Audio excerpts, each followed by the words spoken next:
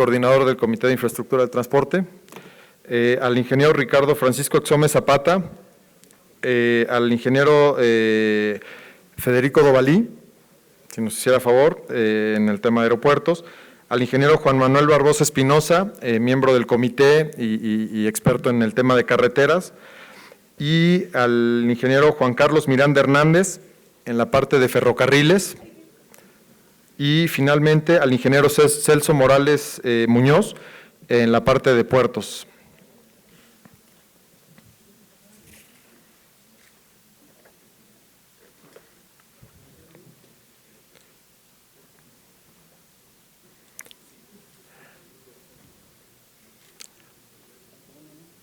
Muy bien. Como podrán ver, tanto en esta mesa y en las próximas que iremos teniendo, en general, el foro se hizo de forma que cubra todos los modos de transporte. Entonces, me voy a permitir leer la semblanza del ingeniero Cepeda, para posteriormente cederle la palabra y que inicie la mesa, ¿no? El ingeniero Cepeda nació el 10 de noviembre del 62 en Linares, Nuevo León.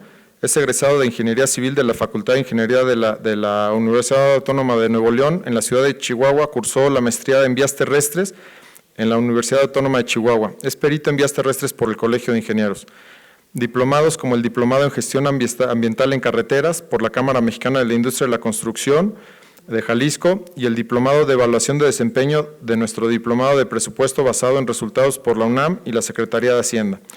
En lo que respecta a la experiencia laboral, actualmente es el director general del Centro SCT San Luis Potosí, este puesto respaldado por 33 años de servicio público de carrera en la SCT, y entre los puestos que ha tenido a través de los años destacan director general adjunto de Construcción y Modernización de Carreteras en la Secretaría de Comunicaciones y Transportes, director técnico de Conservación de Carreteras, director general del Centro SCT Jalisco, director de Evaluación de la Infraestructura Regional R4 de la Dirección General de Servicios Técnicos, residente general de Carreteras Federales en diversos estados de la República.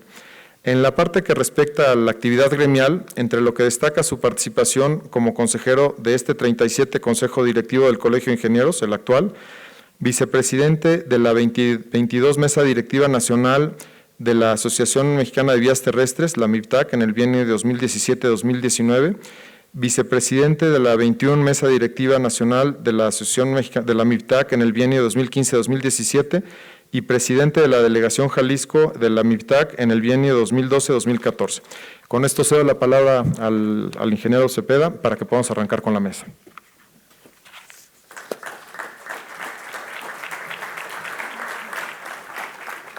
Muchas gracias Sergio, gracias a los panelistas, compañeros que nos acompañan, muchos conocidos ya de la SCT. Doy la bienvenida al ingeniero Salvador Fernández Ayala, director general de Conservación. Gracias por participar y por estar aquí presentes. Buen día.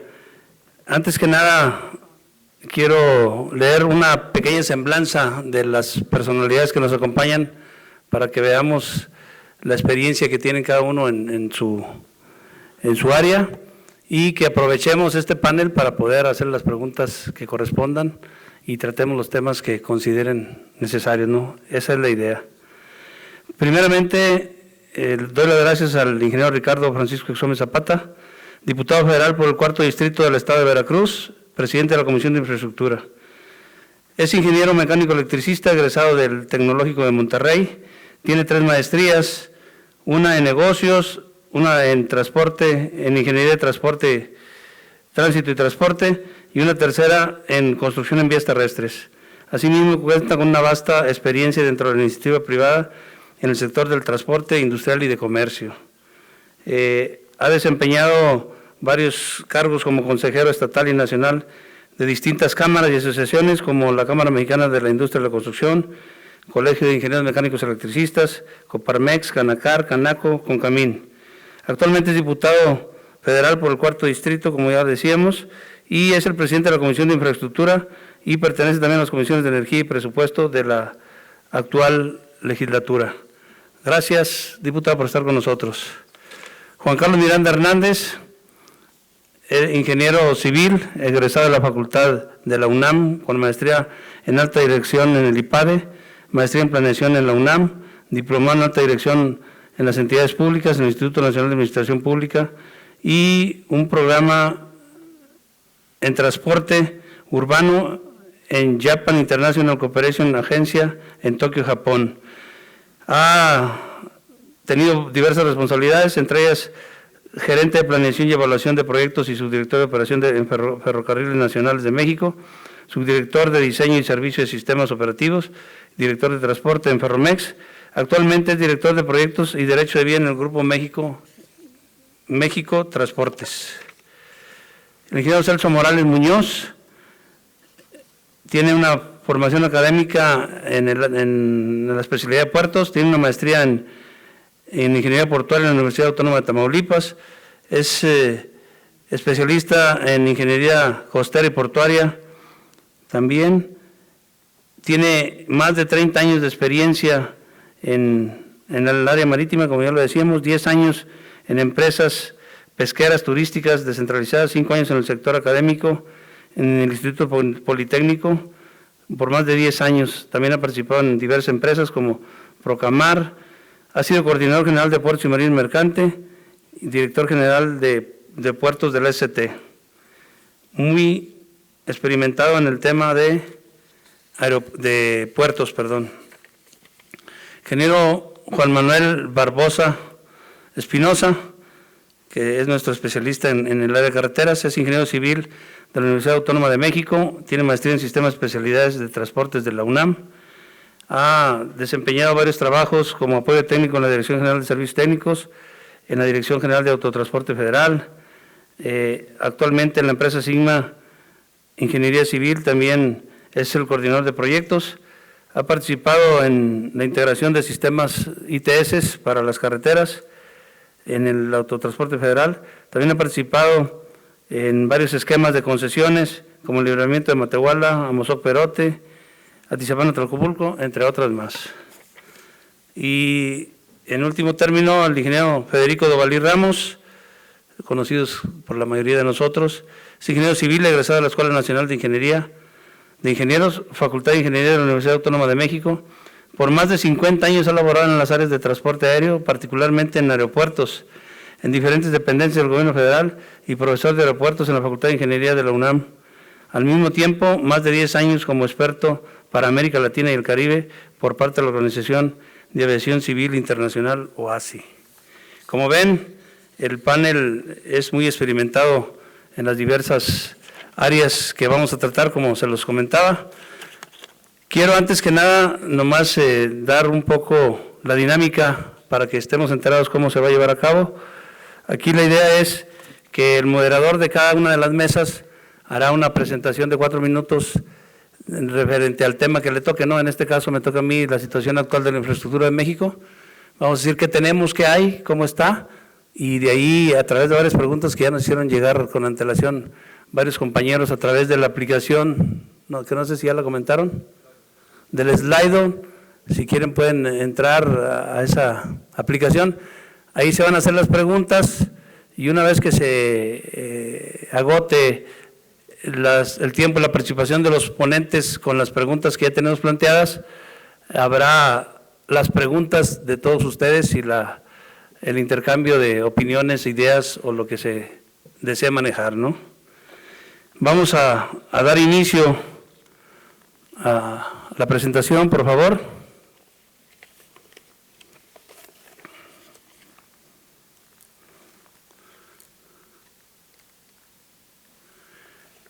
Como ya se comentó por parte del subsecretario y también del diputado en su momento, existen muchas formas de evaluar el índice de cada tipo de infraestructura del transporte en un país. Los gobiernos tienen la función de proporcionar a la sociedad los elementos necesarios de infraestructura y servicios para fomentar y apoyar su desarrollo y crecimiento económico y social.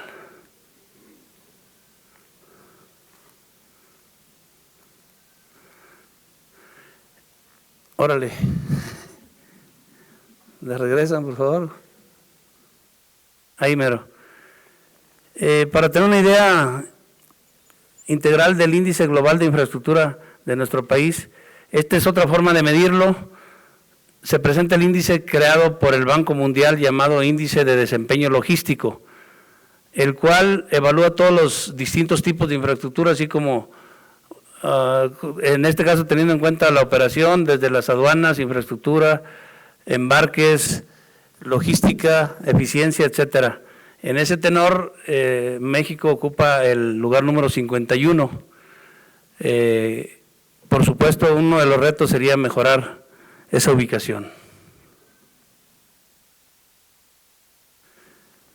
En el área de carreteras, ¿cuál es la situación actual de la infraestructura en México?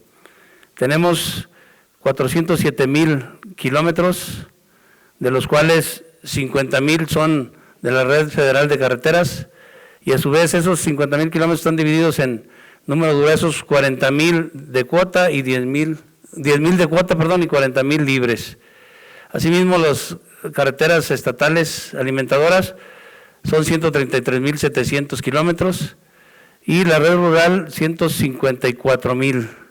Tenemos también brechas mejoradas, ¿no? Ese es un panorama general de lo que tenemos.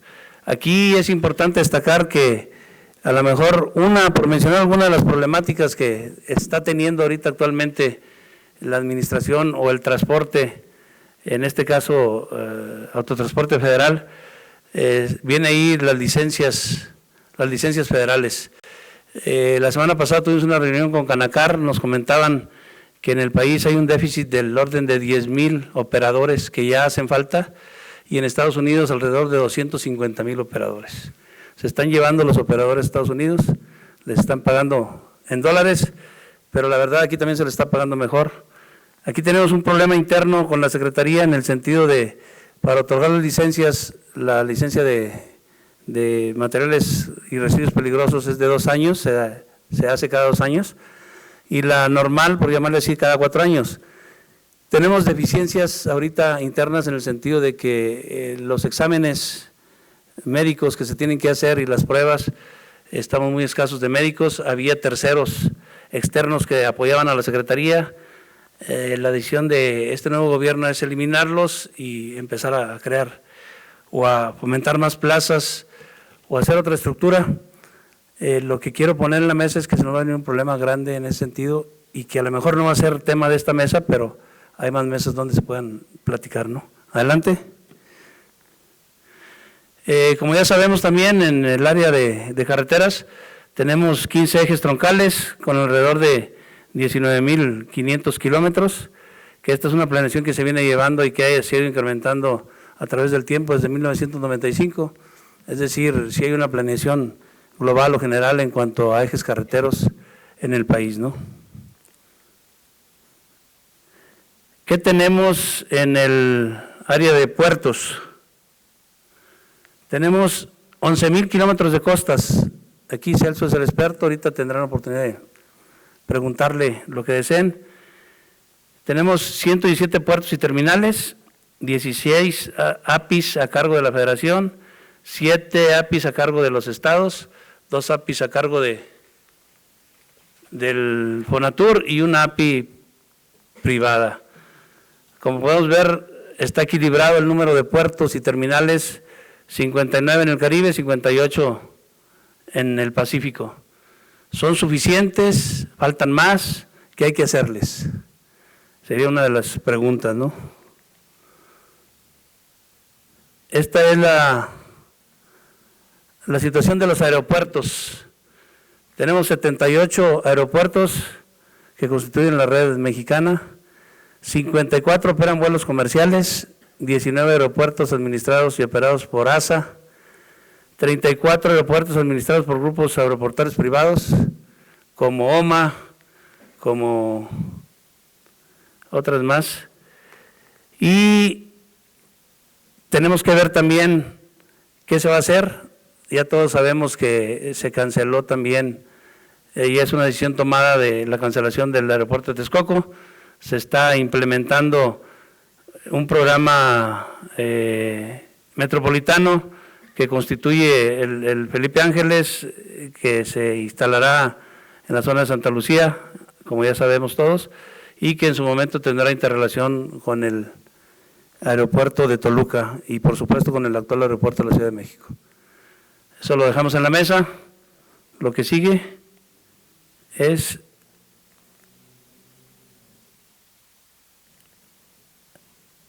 la infraestructura ferroviaria. Ya el maestro anteriormente nos habló de los planes que tienen ya la SCT en cuestión de ferrocarriles, el diagnóstico, los estudios que están haciendo, el avance que se tiene en los mismos.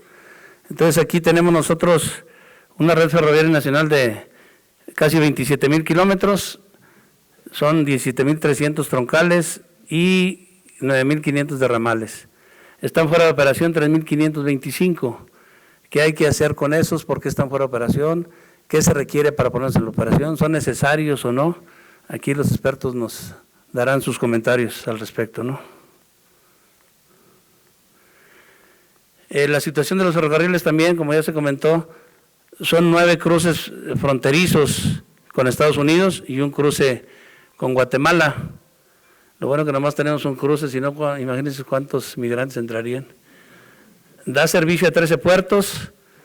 Se han desarrollado 3 servicios turísticos en la infraestructura existente, como el Chepe, Chihuahua, Los Mochis, el Tequila Express en Guadalajara y el Pueblo Cholula. Y actualmente, como todos sabemos, está en proceso de terminación el tren interurbano México-Toluca, que sería un servicio de pasajeros.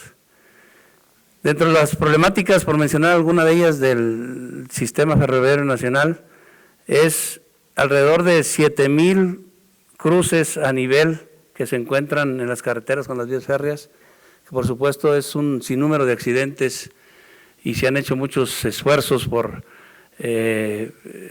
poner ITS, barreras, hay mucho vandalismo, hay muchas cosas que aquí se platicará, ¿no? ¿Qué hay que hacer? ¿Cómo podemos mejorar eso? Por último, una situación actual de cómo se mueven la carga y el pasaje con estos 4 formas o modos de transporte. Podemos ver que ahí la mayoría lo abarca el autotransporte federal, por carretera, tanto en carga se mueve el 56% aproximadamente y en transportes pues ni se diga 90 y tantos %, ¿no? Entonces, está desproporcionado, tenemos la infraestructura necesaria, suficiente, tenemos la conectividad. ¿Qué hay que hacer? Son preguntas que tenemos que hacernos y que tenemos que empezar a ver, ¿no? Bien, ese es cómo tenemos la infraestructura actual.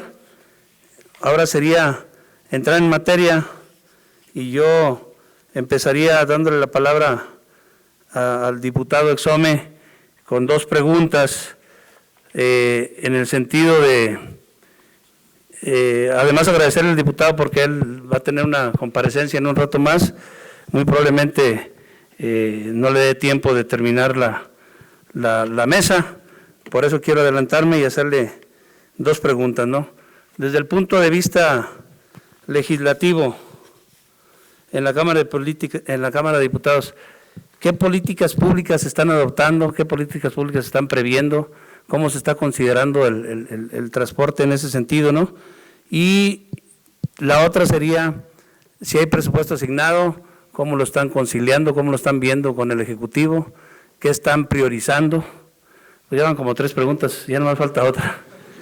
Y la última sería, aparejado con el transporte o los modos de transporte, pues va la construcción de la infraestructura y para ello se ocupa la Ley de Obra Pública, la cual ha tenido diversos foros en diversos colegios, diversas asociaciones en muchos estados y en la propia Cámara de Diputados. ¿Qué avance se tiene? ¿Cuáles serían los cambios que se han acordado si es que es así? ¿Para cuándo se tendría? ¿Sería una nueva ley? ¿Serían 2 leyes, una adquisición, una de obras? Que nos pudiera platicar la autorización que tuviera de eso, si nos hace favor. Gracias. Gracias. Claro que sí, Ernesto. ¿Se escucha ahí? ¿Sí? No me oigo yo. Mira, voy a empezar con la tercera pregunta y ahí, si me permites, le pediría al diputado Carlos Morales que por favor, él es el responsable, el que está llevando el proceso de los foros que se hicieron para la reforma a la Ley de Obra Pública, que venga y que nos platique un poco de este tema. Perfecto. Por favor, Carlos. Muchas gracias, muy buenos días tengan todos ustedes, honorable presidio, mesa de este foro. En cuestión de los foros para reformar la ley de obra pública, quiero decirles que se trabajó arduamente, tuvimos la participación de más de 2,000 gentes, más de 100 reuniones de trabajo, más de 11 foros en 9 entidades federativas. La verdad es que estamos muy contentos de la participación de la academia, las cámaras, los colegios, alumnos, asociación civil, y los temas más relevantes fueron competitividad, transparencia y planeación. Estamos abordando, todavía el día de ayer tuvimos una reunión de trabajo en la comisión, estamos abordando todos estos temas con mucho cuidado porque hay mucha participación, sobre todo de los colegios y la Cámara de la Construcción. En muchos puntos coinciden, vamos a tener próximamente unas reuniones de trabajo para ver sobre todo los puntos de coincidencia y donde no coincidimos, vamos a trabajar en ellos para ver cómo insertarlas en esta reforma a la Ley de Obras Públicas para tener un instrumento de calidad que nos permita trabajar en materia de infraestructura. Se ha hablado de la nueva Ley de Obra Pública, pero por los tiempos vemos muy difícil que en este periodo legislativo pudiéramos trabajar en ella. Hemos platicado con el Colegio de Ingenieros Civiles de la Ciudad de México, con otros colegios, de poder darle paso en una primera etapa a esta reforma, que tengamos pronto un instrumento legal que nos permita dar esta transparencia, competitividad y planeación a estas demandas añejas que nos ha pedido el sector de la construcción, sin dejar de tomar en cuenta las propuestas para crear una nueva ley de obra pública, que vamos a trabajar en ello, vamos a seguir trabajando en los próximos meses. De la misma forma estamos escuchando a otras instancias y a otros colegios para atender el tema de una propuesta también de una ley de proyectos que nos permita también tener una planeación efectiva en los próximos 20, 30, 40 años, y que también por ahí se está trabajando una ley de contrataciones. Es decir, estamos viendo cómo podemos trabajar para que no se interponga ninguna de estas leyes, para que tengamos mejores instrumentos legales en los próximos años, y es en ello que nos ha costado un poquito de trabajo conciliar en todas las reuniones en esta materia, porque es de mucho trabajo. Ya tenemos mucho avance, estamos viendo que en los temas de coincidencia, sobre todo en el tema de licitaciones, coincidimos todos en que se tiene que mejorar. Se tiene que mejorar también la cuestión de transparencia en el tema de las licitaciones y el proceso de obra en Compranet. Es decir, hay buenos puntos de coincidencia que esperemos debatir en los próximos días con todos los amigos de los colegios, para que próximamente ya tengamos dividido por capítulos ya el primer borrador, que se los vamos a presentar a todos ustedes para que podamos ya trabajarlo, presentarlo a la comisión y posteriormente pasarlo a la Cámara de Diputados, al Pleno de la Cámara de Diputados, y poder darle el proceso que se requiere para su aprobación, y de ahí estaría pasando a la Cámara de Senadores. Ese es el proceso que debería llevar y que esperemos, si no tenemos ninguna complicación, si los colegios, la Cámara, las asociaciones civiles, toda la gente que está interesada en el tema, estamos en común acuerdo, porque queremos un instrumento que realmente sea plural, tenga esa colectividad de participación y le demos certeza y legalidad al tema de infraestructura. Estaremos próximamente teniendo ya esta ley reformada en este año. Esperemos que así sea. Esto es el avance que tenemos, esto es lo que hemos estado trabajando en las últimas fechas, y yo creo que nos va a dar buenos resultados. Agradezco mucho la participación del Colegio de Ingenieros Civiles de la Ciudad de México, ha sido muy participativo, han estado muy pendientes de este tema, de este desarrollo de la reforma, y yo creo que vamos a heredar a esta sociedad mexicana un buen instrumento en este proceso, porque quiero decirles que todas las fuerzas políticas están muy de acuerdo con este tema, porque vamos a dar, insisto, transparencia, planeación y competitividad. Muchas gracias. Muchas gracias.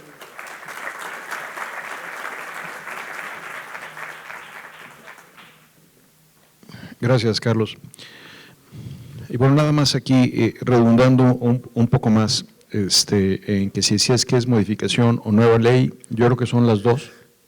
Hay una primera etapa que es una modificación, que eso es muy rápido, donde podemos mejorar la ley que hoy existe, y si es necesaria una segunda ley, porque una de las propuestas que hizo el Colegio de Ingenieros junto con la CEMIC y otras instituciones era la creación de un instituto de planeación que tuviera que ver con este programa 2030 o 2040 o 2030, 40, 50.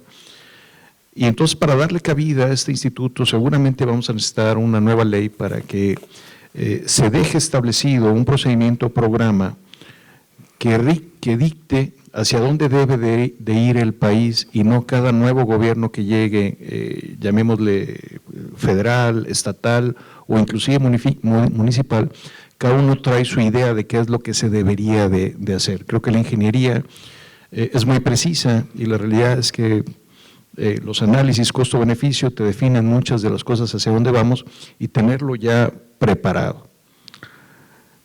El revisar la ley de obra pública y esta nueva ley que está proponiendo el colegio, que de hecho lo estamos esperando, creo que lo van a lanzar en noviembre en el foro, tiene que ver finalmente lo que decía Carlos con la transparencia, con la planeación. Tenemos los ejemplos tristes, trágicos, por ejemplo, el tren México-Toluca, que era un proyecto, y lo que voy a decir tiene que ver, porque voy a pasar inmediatamente al tema del presupuesto, Sí. Tiene que ver con los dineros. Lo más caro que le puede pasar al país es la falta de planeación, y de hecho lo hemos venido padeciendo. Tenemos el caso del tren México-Toluca, que cuando se hicieron los análisis iniciales era rentable hasta 28,000 millones de pesos, y lo autorizaron en alrededor de los 30,000. Hoy se llevan gastados creo que más de 50,000 millones de pesos. Estiman que le faltan entre 20 y 30,000 millones de pesos. No tenemos resuelto inclusive temas de derechos de vía, y la realidad es que ya es, por ejemplo, incosteable. O sea, desde el punto de vista del beneficio que pudiera, es incosteable. El presidente ya anunció que se va a proseguir, y estamos viendo cómo se hace. Dinero federal no nos sobra, hay otras obras que son prioritarias, y buscar un esquema de concesión. Paso al tema de por qué es importante la reforma a la ley para evitar estos temas. Con una buena planeación pudiéramos saber cuánto realmente va a costar una obra y cuándo se va a terminar, y entonces sí autorizarla. De nada sirve autorizar una obra en 10 pesos y acaba costando 20, 30, 40 o 50, y finalmente se salió de control. Y un proyecto ya muy definido también. Que tiene que ver que haya un proyecto definido, y que esto tiene que ver con la ley de infraestructura, o realmente un capítulo especial de los proyectos, o esta planeación que estamos pensando que se debe dar. El presupuesto. Bueno, pues el presupuesto, seguramente Salvador al rato les va a platicar que creo que no viene como quisiéramos. La realidad es que el rezago que tenemos, no solo en carreteras, sino en todos los sentidos, es muy grande. Se le dejó de invertir dinero desde hace 20 años, en algunos casos, a muchos de la infraestructura que tenemos, y no lo podemos hacer en un sexenio.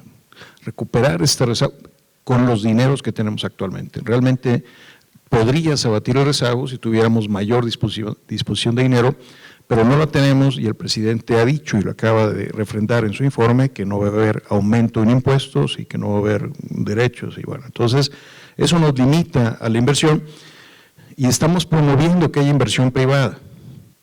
Finalmente, si queremos aumentar el PIB, necesitamos aumentar la participación de la iniciativa privada a través de nuevas concesiones, que sería, yo creo, el camino que se tienen que hacer, y en ese sentido estamos trabajando.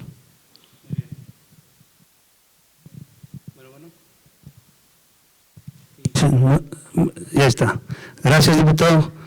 Bien, pasando al tema de carreteras, tendríamos aquí algunas preguntas para el ingeniero Barbosa, por favor. La situación actual de las carreteras, tanto de cuota como federales libres, que al cabo aquí hay quien las defienda. Aquí está el ingeniero Salvador Fernández para si hay algo en contra. ¿Cuál es la opinión que nos puedes comentar al respecto? La situación de las carreteras de cuota en México van creciendo, se van desarrollando. A últimas fechas se detuvo un poco la creación, pero se sigue en su conservación, automatización, porque ese es un punto importante. Se está metiendo, ya se piden las nuevas autopistas, sistemas ITS, que son sistemas inteligentes de transporte, para dar una mejor eficiencia y seguridad a tanto a usuarios, al autotransporte, que es donde también tiene muchos problemas.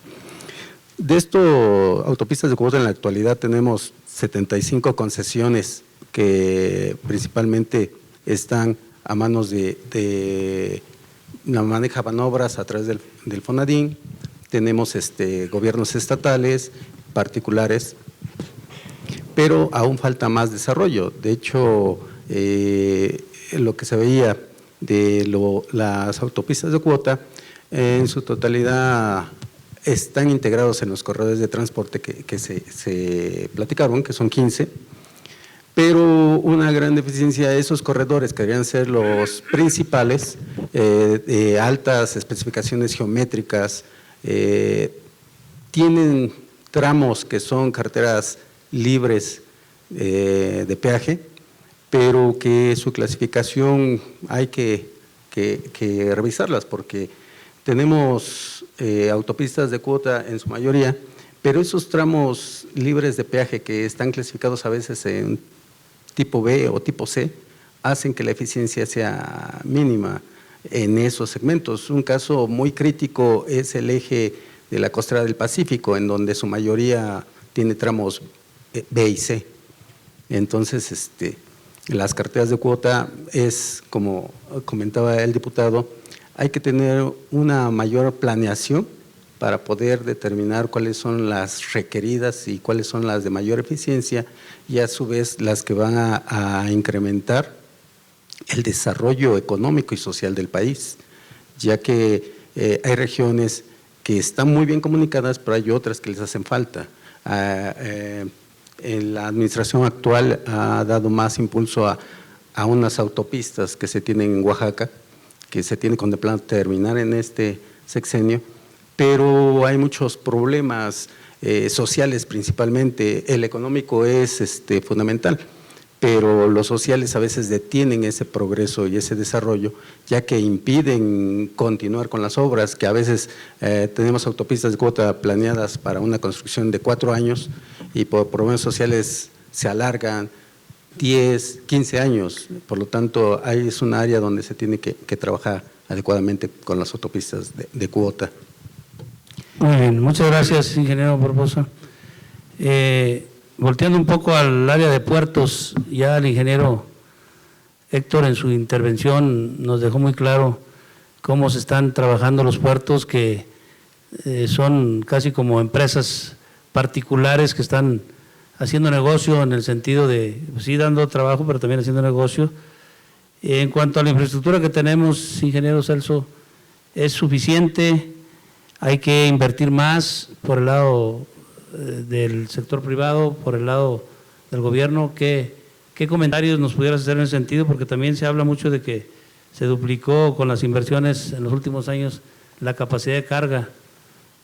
No sé si tengas que comentar algo de eso. Si bueno, sí, voy a referir en un principio a la capacidad portuaria. Es un concepto que se maneja mucho en todas las instalaciones portuarias de México, y se refiere a la capacidad que tiene de manejar carga en esas instalaciones. Ahora, es importante mencionar que al hablar de carga, muchos piensan que solamente es el movimiento que se hace del barco al muelle o viceversa. Sin embargo, en la logística de un puerto hay 4 fases. Una que es esa, la otra es el transporte del muelle hacia el área de almacenamiento, la otra es el almacenamiento mismo y la otra la salida y distribución de carga hacia su destino final. A eso se refiere con capacidad portuaria.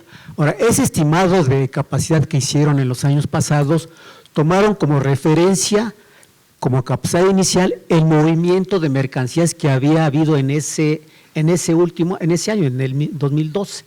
O sea, lo tomaron como referencia de que lo que se había movido, esa era la capacidad portuaria, cuando todos sabemos que una cosa es lo que se mueve en un lugar y siempre hay un margen todavía dentro de esas instalaciones para mover más carga.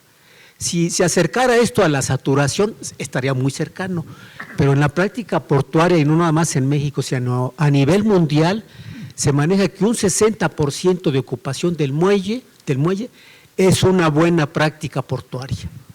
¿Por qué? Porque si se llegara a porcentajes más altos de ocupación del muelle, se generaría una cola más larga de barcos esperando afuera. Y cada barco le tienen que pagar por día que está esperando en el muelle del orden de $10,000, $20,000 por día. Entonces, por eso es que se opta, porque cuando llega el 60% ya se analiza la posibilidad de construir otro muelle. Entonces, de ahí parte ese valor que ellos sacaron de duplicidad, el valor inicial. Y como valor final consideraron todos los muelles que estaban adjudicados, que habían pasado por una licitación, entonces daban por hecho que todos iban a estar operando en esos años. Sin embargo, vemos que no es posible a veces que se termine todo en ese tiempo, y dentro de esos muelles que había, todavía algunos están desde el proceso de autorización, en proceso de construcción, y algunos, uno de ellos operando ya parcialmente, que es el muelle de contenedores de Veracruz. Entonces, realmente no hubo una duplicidad de la capacidad, hubo un incremento de la capacidad, pero no es que se haya duplicado. Eso quiere decir que todavía se necesita mayor inversión en infraestructura, y bien lo mencionó hace un momento el ingeniero doctor López, que no nada más es que se cuente con la infraestructura, se pueden construir los muelles que quieran, lo importante es promover las inversiones privadas, no solamente en la construcción, sino en la operación de terminales. De hecho, la ley de puertos establece que un operador portuario no debe de operar las instalaciones, sino de que se concesiona a terceros. Entonces, la parte portuaria ha sido promovida mucho con inversión de iniciativa privada. La mayoría de los muelles y de las terminales que se han construido en los últimos años han sido con inversión privada. Pero se busca que todavía inviertan más dentro de las instalaciones, porque no nada más es el muelle, sino el área de almacenamiento, la promoción de movimientos de carga y abrirlo a otros campos más extensos. Muy bien, muchas gracias. En el área de ferrocarriles, ingeniero, también nos dieron una explicación muy amplia de cuál es la situación actual, ¿no?, de la infraestructura que tenemos. Ahí advertimos varios problemas. Entre ellos yo le preguntaría, ¿qué impactos tiene en la operación de los ferrocarriles la inseguridad, los asaltos, saqueos a los trenes de carga, que vemos que hay muchas, y cómo lo están tratando de remediar o qué acciones están tomando en ese sentido? Muy bien, buenos días a todos. Realmente el ferrocarril, debemos de considerar que el ferrocarril es una infraestructura nacional de transporte. Si vemos la contribución del ferrocarril en la economía, bueno, se han hecho estudios donde dice que un dólar invertido en ferrocarriles genera $89 en la economía, en su efecto multiplicador. Entonces, el problema de los bloqueos, siendo esto una infraestructura nacional, el problema de los bloqueos y de la inseguridad es que ese flujo de mercancías en realidad el ferrocarril genera carga para los tres, para el sector primario, el secundario, el terciario. Cualquier producto que ustedes puedan ver seguramente tiene un componente que se transportó por ferrocarril. Entonces, el problema de los bloqueos y la inseguridad cuando se detiene el flujo de carga es que se detiene la economía en su conjunto. O sea, el bloqueo, por dar un ejemplo, el bloqueo que tuvimos en Lázaro Cárdenas a inicio de este año, por más de un mes, afectó considerablemente toda la cadena productiva desde los puertos, desde el propio puerto de Lázaro Cárdenas, los clientes, los consignatarios de la carga, tuvieron que definir estrategias de movimiento de la carga pues mucho más costosas, más complejas, y finalmente tuvo un efecto muy importante. Entonces, ¿qué es lo que se debe de hacer? Lo primero es sí considerar, entender que el ferrocarril es es infraestructura pública para un servicio público de movimiento de carga público para la economía del país, que debe de tener ese criterio de prioridad. Entonces, ¿qué es lo que se debe hacer? Sí se debe de incentivar políticas que eviten que estos bloqueos se den. Muchas veces los bloqueos tienen componentes políticas, sociales. Ahí entran conflictos económicos contra los políticos sociales y políticos, pero francamente sí debe de asegurarse que la infraestructura, que se tomen las acciones de control adecuadas en el momento que se da cualquier condición de bloqueos o de inseguridad. La inseguridad, el problema que tiene es que son condiciones que son estructurales, que son difíciles de que se solucione, digamos, puntualmente, como el caso de un bloqueo. En la inseguridad, pues tiene el problema de que se genera toda una red de inseguridad que requiere acciones tanto a nivel estatal como a nivel federal. Básicamente, Ernesto. Muy bien, muchas gracias. En el tema de aeropuertos, yo creo que ahí no hay ninguna pregunta. No, vamos a hacer una pregunta al ingeniero. Tenemos, ingeniero, 78 aeropuertos, a lo largo y ancho del país. No todos operan, como ya lo pudimos ver, vuelos comerciales.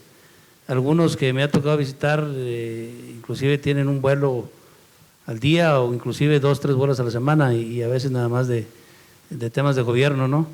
Cuando se usaban los aviones de gobierno.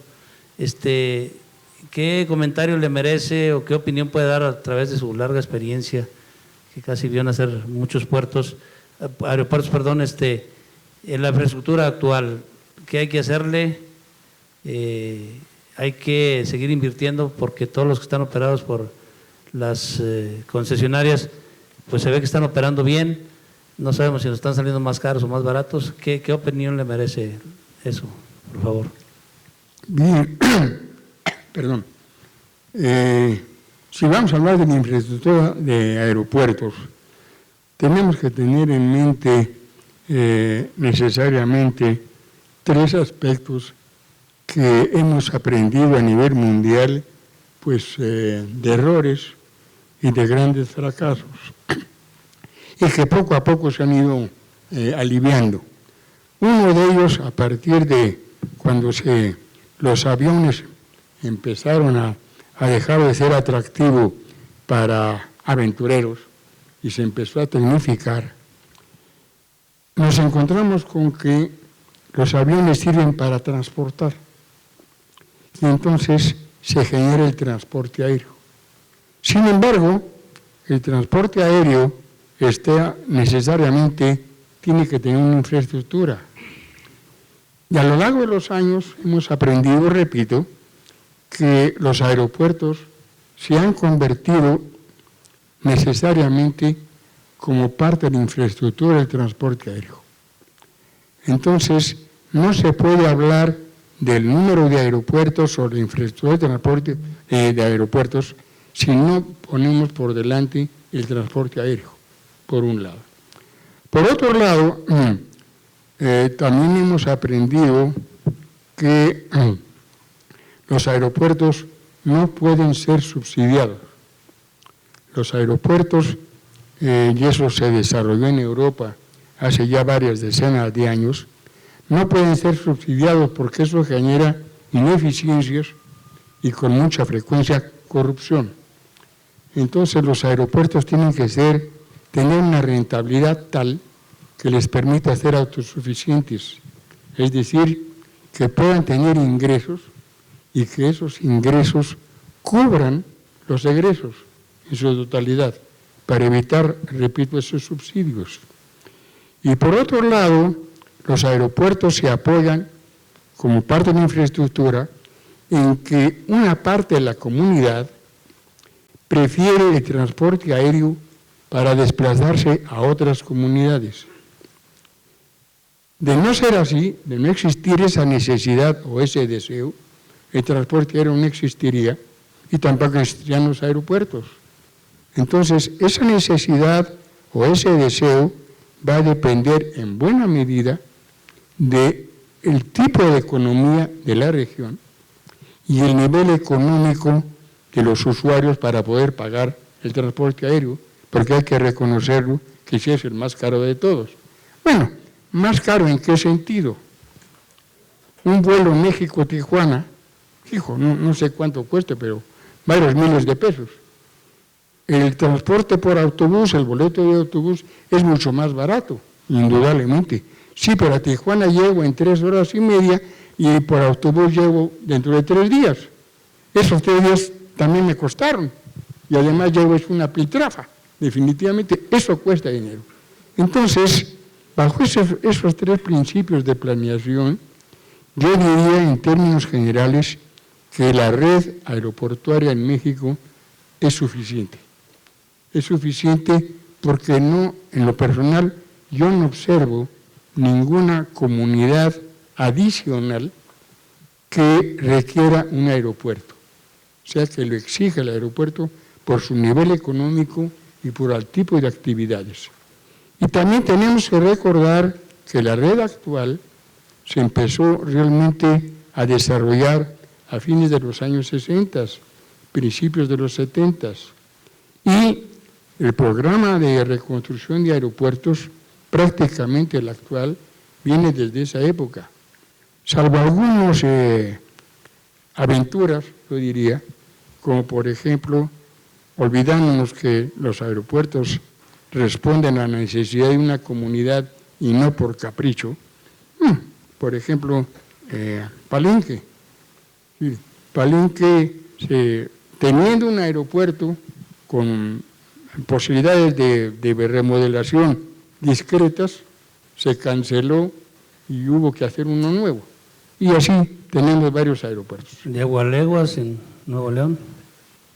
Agualeguas no es un aeropuerto. Bueno. Agualeguas es una pista para un rancho privado. Ah, bueno.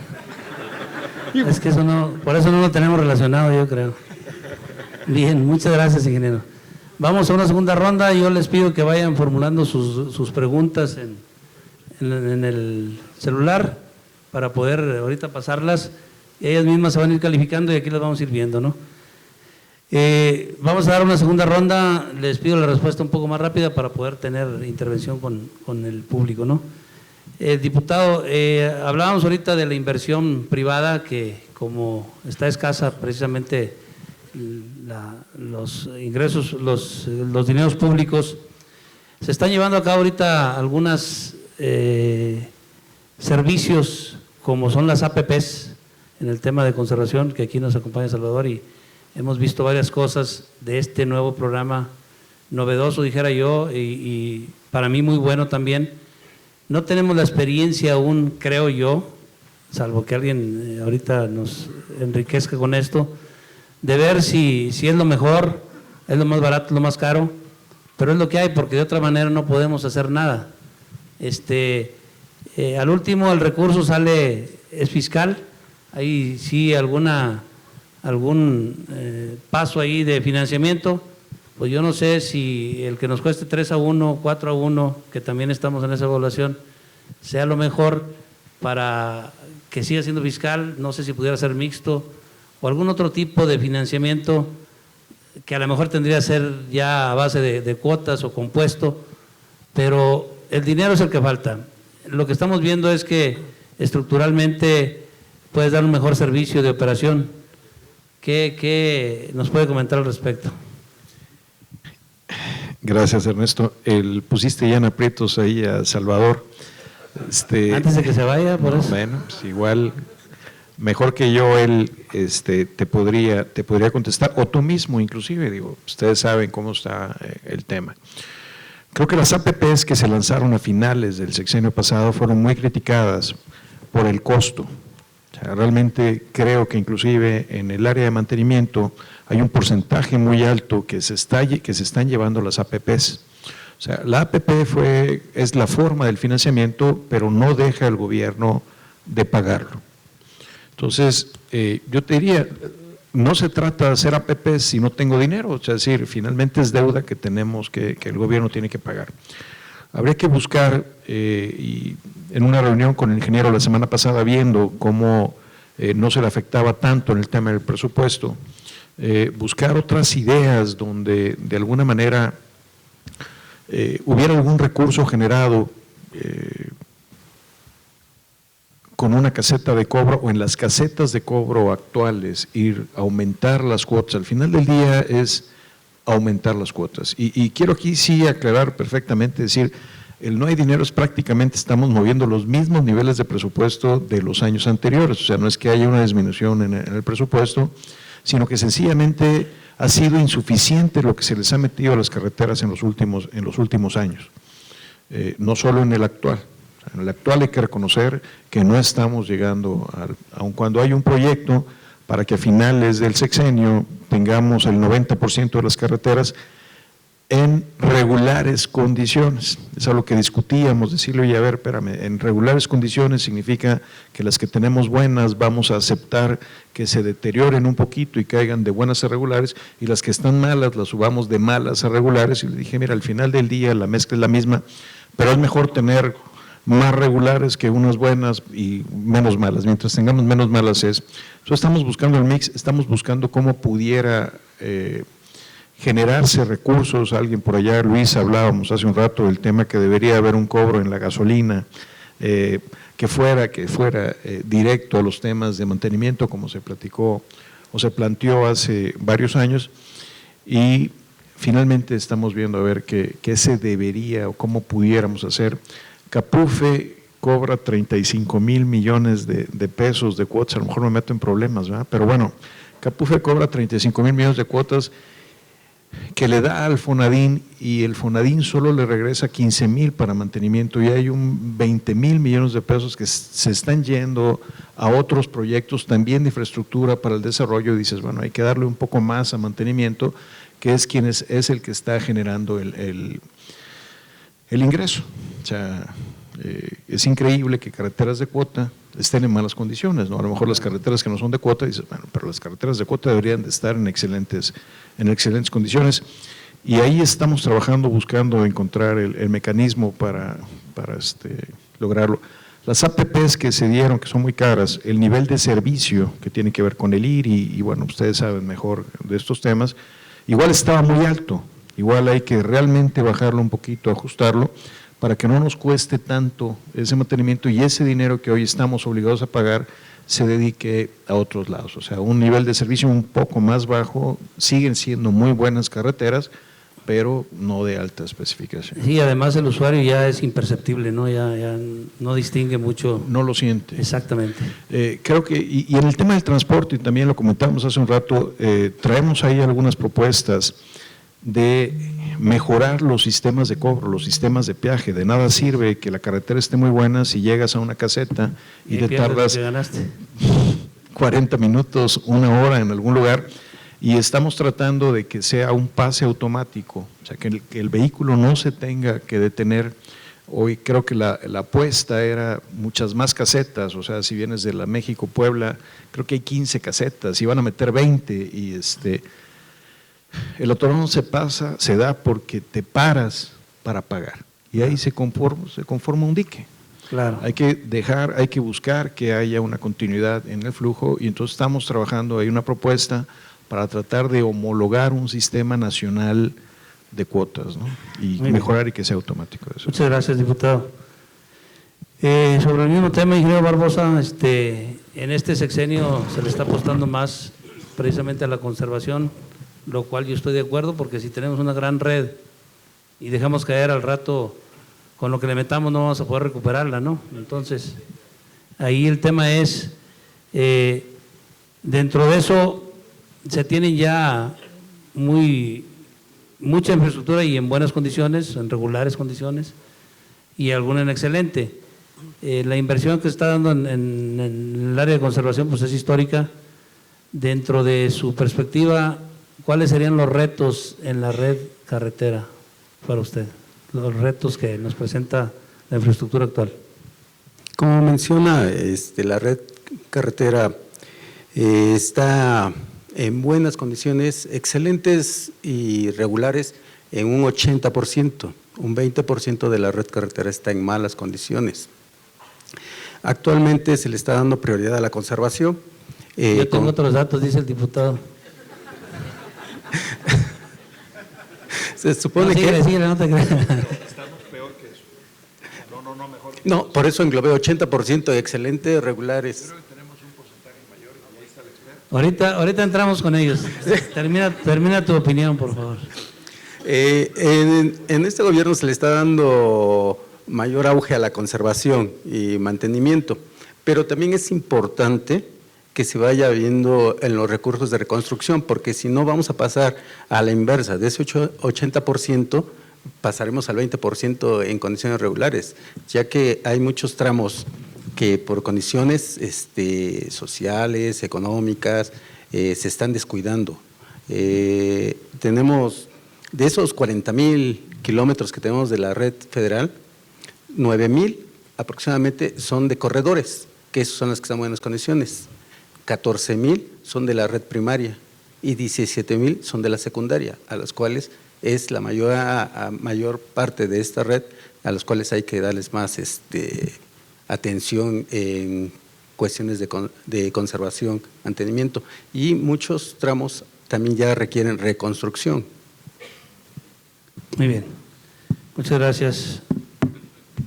Ingeniero Celso, volviendo al tema de puertos, ¿se requiere inversión, más inversión privada o del gobierno? ¿En qué rubros específicos? ¿Cómo podríamos aumentar ahora sí la capacidad de carga? Porque decías que se amplió o aumentó muy poco, pero no como se ha mencionado, que se duplicó. ¿Qué tendríamos que hacer ahí en ese sentido? En principio, es importante que se terminen de construir todas las terminales que de alguna manera se planearon en los años pasados y que no se han empezado o no se han terminado.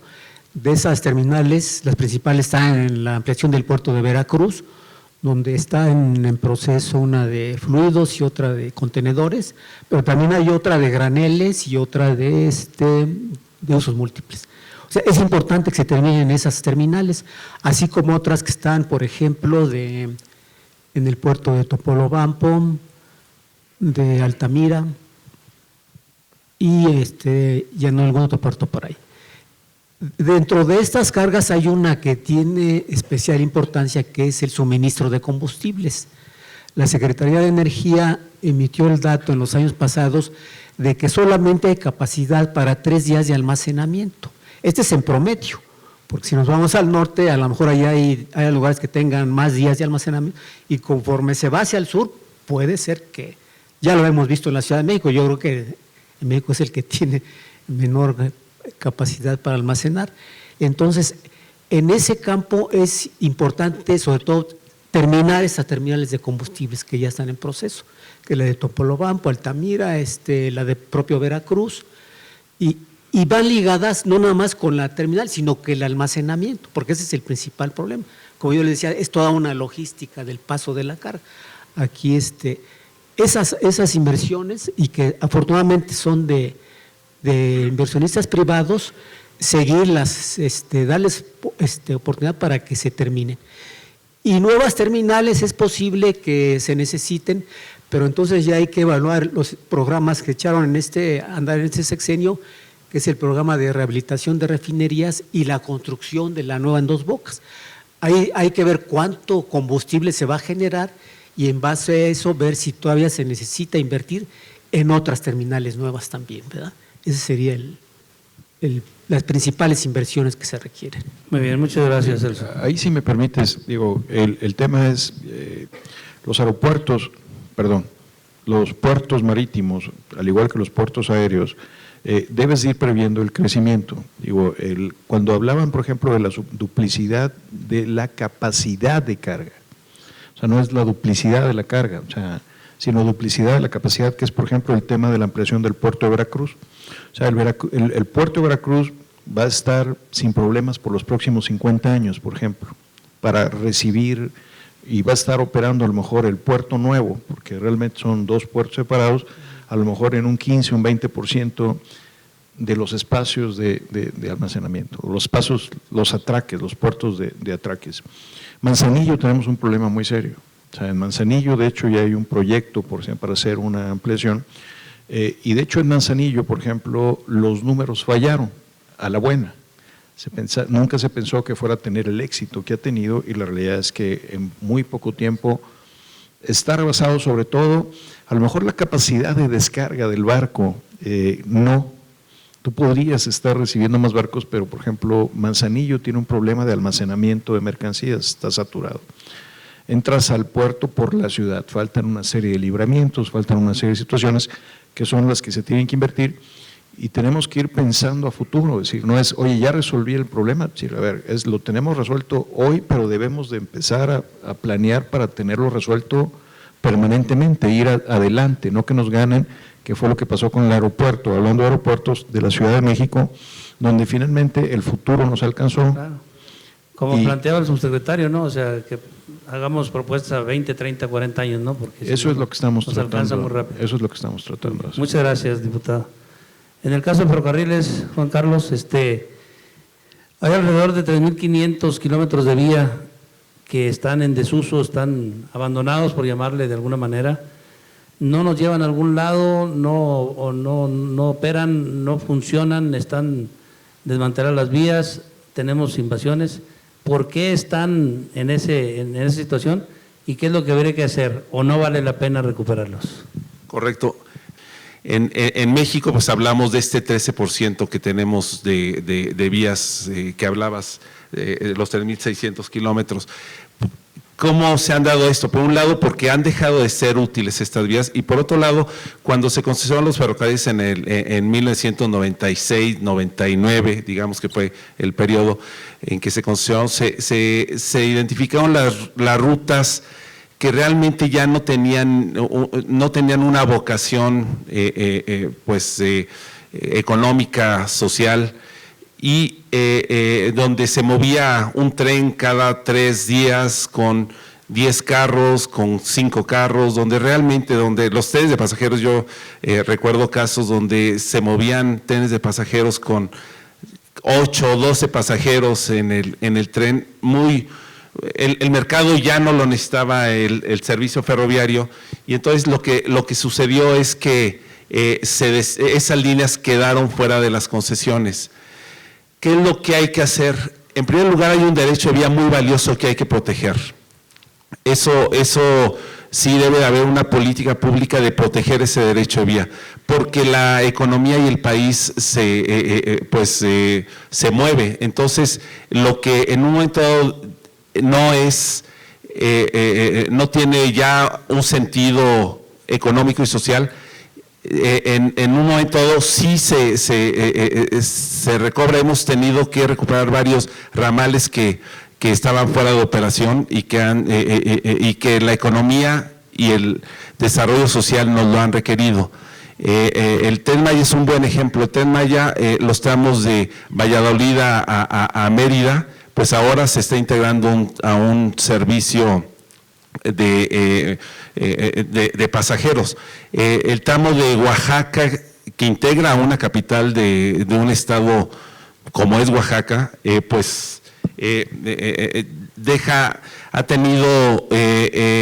ha estado en desuso. Entonces sí tienen que desarrollarse estas políticas públicas para recuperar ese derecho de vía, para asegurarse que se liberan invasiones y para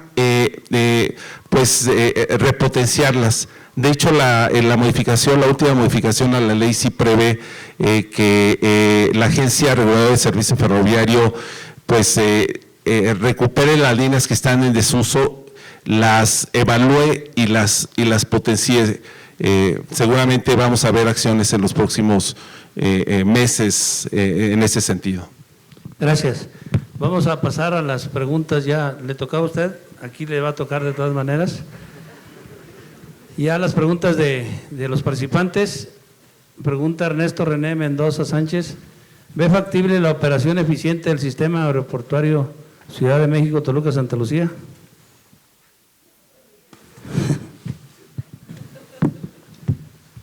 Bueno, es un tema que siempre desde hace mucho me resisto a tratar, porque en última instancia es una decisión tomada. La verdad es que todavía no se puede o no podemos asegurar nada, porque según la información pública no se han hecho estudios adecuados de la capacidad del espacio aéreo. Lo más probable, tomando en cuenta la orografía del Valle de México, que lo podemos considerar como una herradura, con solamente la parte norte abierta y todo lo demás rodeado de montañas, empezando por Popocatépetl, es muy probable que la capacidad del espacio aéreo ofrecida sea limitada. Es decir, la suma de operaciones en la base militar de Santa Lucía, que todavía no es aeropuerto, sigue siendo una base militar, con la del aeropuerto actual que ya conocemos, porque está sobresaturado, y la de Toluca, eventualmente, que es una opción para mi gusto personal muy optimista, el número de operaciones no lo podemos todavía definir, aunque sí es probable que de alguna manera esté limitado. Muy bien. ¿Quedó claro? Bien, la otra pregunta es para el diputado. El ingeniero Salvador Fernández pregunta a favor de comentar desde el punto de vista del legislativo su visión acerca de las inversiones que se deben dar al mantenimiento y modernización de las carreteras federales. ¿Es en cantidad o digo, cuando menos el doble lo que están recibiendo, Salvador? O sea, tiene que ver con qué queremos finalmente, ¿no? Digo, yo sí creo que cuando menos el doble de lo que le están asignando debería de estarse asignando. Yo revisaría otros programas y le daría preferencia al tema del mantenimiento. Y como todo plan de negocios, finalmente es el dinero que tengo, es cómo lo distribuyo de mejor manera posible en estos esquemas de bueno, regular, malo o muy bueno y regular. Probablemente mantener en regulares, malas condiciones, las que tienen menos uso. O sea, también hacer una revisión y una cuantificación a dónde le metes dinero y no, dónde de alguna manera generamos círculos virtuosos y dónde realmente de nada nos sirve tener una carretera en excelentes condiciones si no hay un gran beneficio, ¿no? Que eso es luego en lo que hemos estado gastando el dinero. Gracias. Marco Antonio Guzmán pregunta, ¿la planeación de nueva infraestructura contempla la multianualidad de los sistemas de transporte? Me voy a permitir contestarla, si quiere comentar alguien además. Yo creo que no, yo creo que a partir de la ley de planeación que se pretende generar y a partir de la nueva ley de obras públicas, debería de contemplarse ya la multianualidad y además la multimodalidad de todas las conexiones de ferrocarriles, de carreteras con puertos, con aeropuertos, etcétera, para que por supuesto sea más eficiente y pues genere más recursos, ¿no? Esa es la opinión mía, no sé si alguien quiere opinar algo en ese sentido. Adelante, Celso, y después, ingeniero. Bueno, uno de los elementos que han propiciado principalmente ese transporte multimodal es el contenedor. Desde que se inventó el contenedor en Estados Unidos, es un tipo de carga que se presta para manejarlo por los diferentes modos de transporte, de tal manera que llega del barco, sube a un ferrocarril o un autotransporte, y así se va moviendo. De hecho, el sistema que quieren echar a andar en el transísmico, pues sería de este tipo, ¿no? De que baja del barco, pasa un ferrocarril y luego vuelve a subir al barco. En ese sentido, la idea de este concepto que manejó el ingeniero Héctor López de las carreteras marinas y del transporte de cabotaje, precisamente se presta más con este tipo de elementos, con el movimiento de contenedores, que también en el puerto de Coatzacoalcos se mueven las ferrobarcas, que también es moviendo contenedores. Entonces, este concepto de multimodalidad se presta para ese tipo de elementos, principalmente, a reserva de otros que pueda haber. O sea, podemos decir que ahorita lo que tenemos es eso, y a lo mejor en vía ferrocarriles, la doble estiva en un momento dado, también para el tipo de contenedores, ¿no? Pero básicamente es lo único que hubiera ahorita. Ingeniero Dovalí. Sí, en el caso de los aeropuertos, una vez que está establecida la necesidad de la comunidad, la movilidad entre el aeropuerto y su población es multimodal, necesariamente. Lo que tenemos que tener automóviles, taxis, hasta camiones de carga. Y el mejor ejemplo, seguramente muchos lo habrán notado, es en el aeropuerto actual, en lo que se llama ahora T1 y también en T2. En T1 se hizo un experimento muy interesante promovido por los transportistas de autobuses y se instaló una estación de transbordo de autobuses. Lo curioso es que al cabo del tiempo, muchos de los pasajeros usuarios de autobuses no venían del avión ni se iban a ir al avión, sino eran de la comunidad local que usaban el autobús porque la estación les convenía más y no tenían nada que ver con el avión. Y eso mismo está pasando en T2. Entonces sí tenemos un necesario transporte multimodal. Muy bien, muchas gracias. Adelante. Como comentario, hablando de la planeación de la infraestructura, se está en la creación del Instituto de Planeación. De hecho, algo necesario para la infraestructura carretera es la planeación integral en los tres modos de transporte para hacerlos más eficientes. De hecho, ahorita se está realizando el Plan Nacional de Infraestructura, en donde se debe de contemplar esta multimodalidad para hacer nuestra infraestructura más eficiente, acorde para unir los centros industriales, los marítimos y los turísticos, que es la finalidad del gobierno. Gracias. Eduardo Lee pregunta, ¿cuál es la opinión de que Fonatur esté llevando a cabo un proyecto de infraestructura como el Tren Maya? ¿No debería ser la SCT? ¿Y este proyecto, Juan Carlos, puedes comentar? Pues mi opinión es que seguramente el gobierno federal tomó esta decisión de que sea Fonatur el que lo lleve a cabo por el fin último del proyecto. El fin último es el desarrollo social a través del turismo. Entonces es fomentar el turismo a través del ferrocarril. El ferrocarril no es en sí el fin último.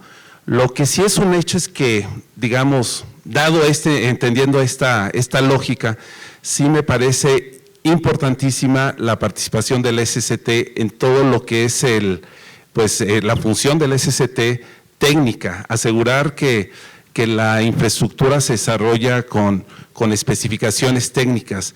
Es muy importante, particularmente para estos trenes de pasajeros nuevos, que la especificación técnica que se utilice sea la especificación estándar que tenemos en México, que básicamente usamos pues en primer lugar nuestro marco normativo, ley, reglamento, normas oficiales mexicanas, pero particularmente usamos AREMA, que son las normas de diseño y mantenimiento de la acción de ferrocarriles. AREMA es Association of Railway Engineering and Maintenance Association. Entonces, estas especificaciones permiten que haya complementariedad en toda la red ferroviaria mexicana, que un carro que viene de Canadá pueda llegar a Mérida.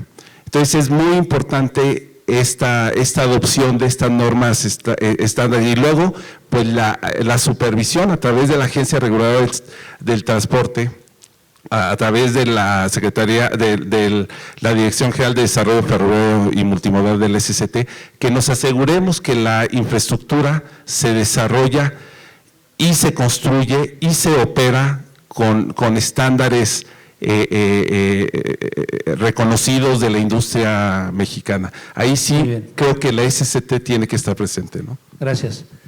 Ingeniero Dovalí, ¿qué acciones se deben de tomar para mejorar la red aeroportuaria y qué necesita el actual aeropuerto de Ciudad de México para seguir satisfaciendo la demanda de pasajeros? Bueno, honestamente no sé qué quieran preguntar sobre mejorar la red aeroportuaria. La red aeroportuaria se está evolucionando permanentemente y no hay una situación, llamémosle, de crisis definitivamente.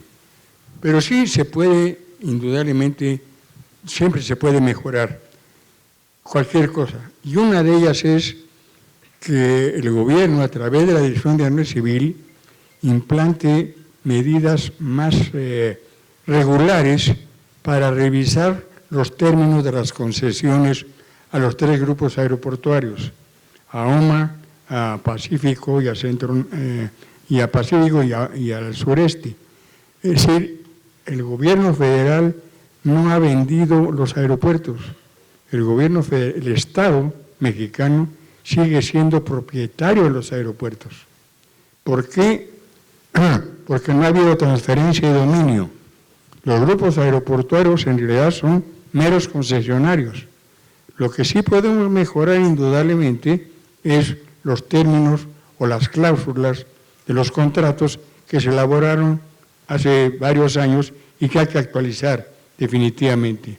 Por el otro lado, ¿qué necesita el aeropuerto actual de México para seguir atendiendo la demanda, para seguir satisfaciendo la demanda? No se puede hacer nada. No se puede hacer nada por una razón.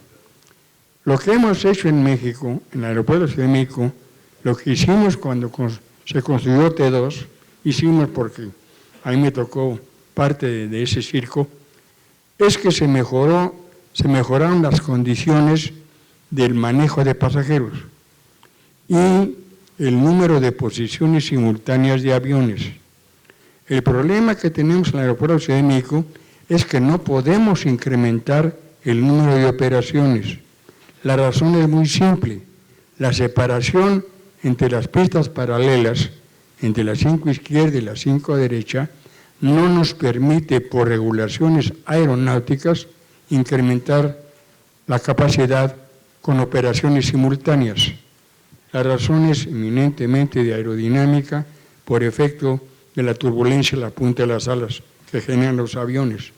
Entonces, con esa separación, que es de 300 y tantos metros escasos, cuando las normas o recomendaciones internacionales mínimo hablan de 1.200, 1.500 metros, nosotros tenemos nada más 300. Simplemente no podemos incrementar la capacidad de operaciones en el aeropuerto actual. Y no la vamos a poder incrementar nunca.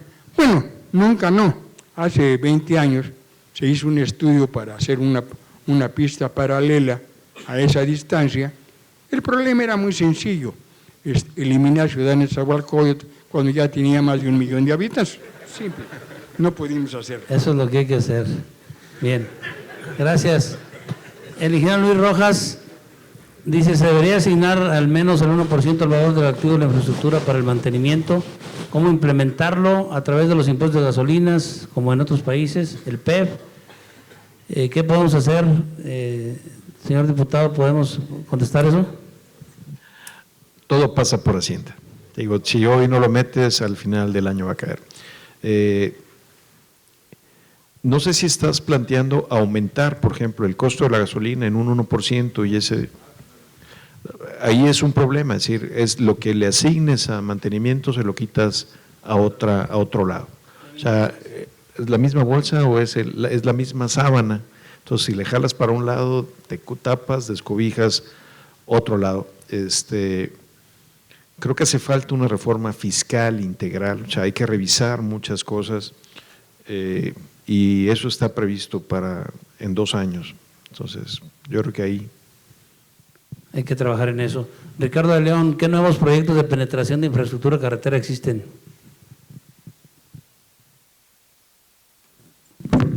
Yo creo que eso es de autoridad.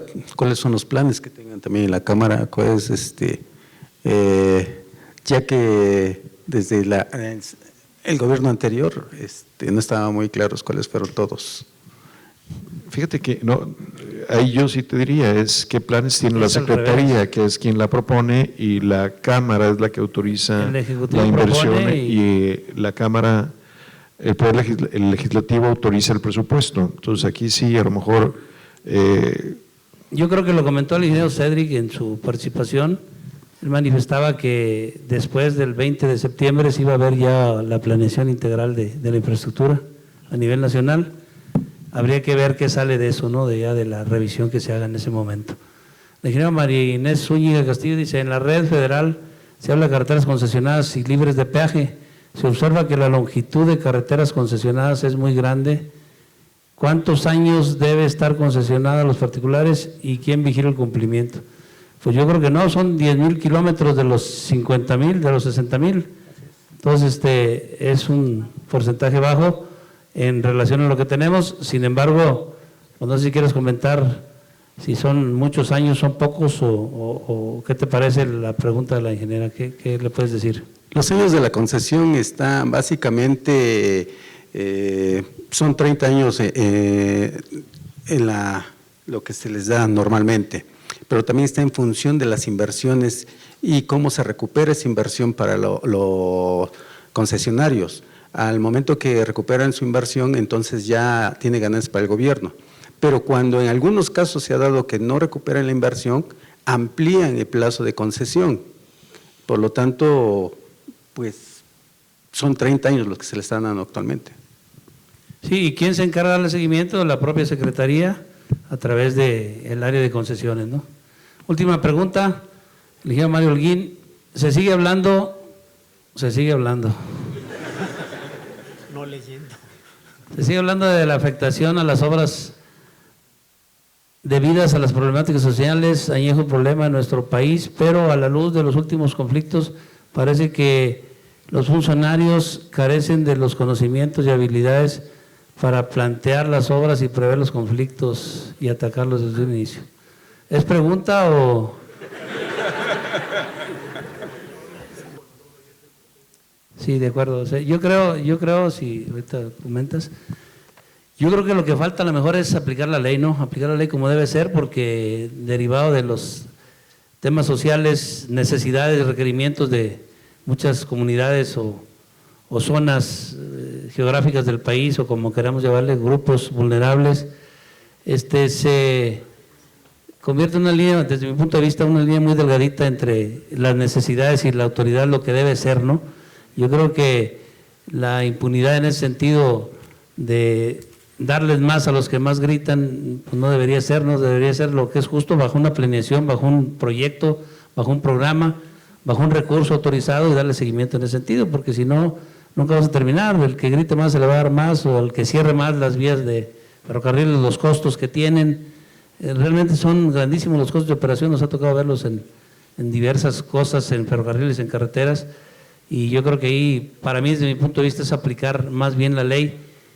Ya es la ley, no tanto, ahí sí yo me disculparía un poco de los funcionarios, porque nosotros podemos hacer denuncias, hacer demandas, lo que tú quieras, pero si no funciona para adelante, pues ya estamos casi incapacitados para eso, ¿no? Adelante. Y yo creo que el otro tema es la visión de largo plazo de la que hablaba el diputado con este nuevo marco jurídico normativo para el desarrollo de la infraestructura. La infraestructura toma su tiempo, o sea, los bebés nacen en 9 meses, no puede ser en menos tiempo, no pueden ser. Y hay temas muy importantes como es la liberación del derecho de vía, las liberaciones ambientales, el financiamiento, que si no hay una visión de largo plazo y se quiere desarrollar los proyectos en los periodos de gobierno estatales o federales, pues no alcanza el tiempo. Entonces, pues se tienen que acortar los tiempos naturales de estos procesos y es cuando viene pues reacciones sociales que afectan a las obras y que finalmente es el mejor ejemplo otra vez es lo que está pasando con México-Toluca. O sea, México-Toluca está detenido por financiamiento, está detenido por falta de liberación de derecho de vía y no se ve claro cómo se va a resolver en el corto plazo. Un último tema también, los proyectos ejecutivos, o sea, las obras no deben de iniciarse si no se tienen proyectos ejecutivos completos y toma tiempo.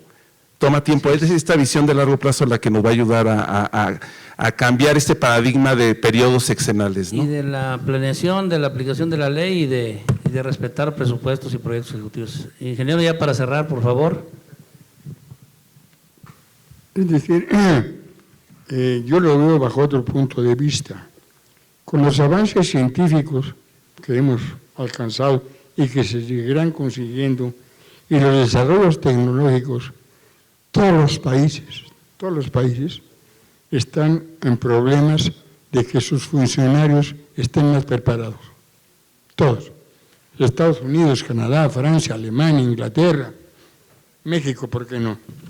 Entonces, es un problema a nivel mundial, de que los funcionarios realmente estén a nivel de los requerimientos científicos y los avances tecnológicos. Así de simple. Muy bien, pues muchas gracias. Si me permites nada más ahí comentar, porque parte no solo basta tener un proyecto ejecutivo completo, sino tener liberado el derecho de vía. O sea, y muchas veces, por ejemplo, aplicas la ley, pero la ley de expropiación, hay una ley de amparo.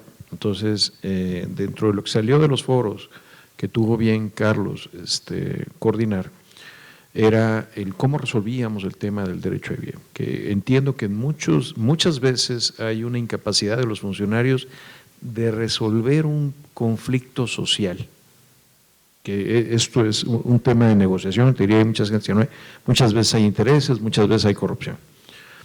Pero también es cierto que la ley, salió el tema de la ley de expropiación y estamos revisando la ley de expropiación y no solo hay que revisar y actualizar la ley de expropiación, sino la ley de amparo, que resulta que expropias bien, pero se ampara. Y entonces en el amparo, que tarda mucho tiempo, la obra se atora.